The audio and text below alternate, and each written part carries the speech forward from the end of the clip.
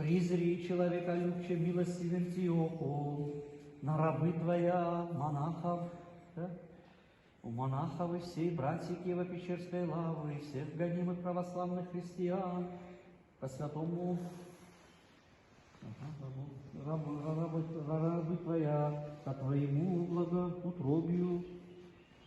благоутробию, верою припадающие, и услыши моления их, благое намерение их, о защите святыни Киево-Печерской лавры, всех братьев и отцов, монахов и прихожан, всех врагов видимых и невидимых, благое намерение их и дело их, благослови, благополучно начать, и спешно, кроме всякого препятствия, во славу Твою совершите, яко всесильному Царю, молимтеся, услыши и помилуй. Господи помилуй, Господи помилуй, Господи помилуй. Во все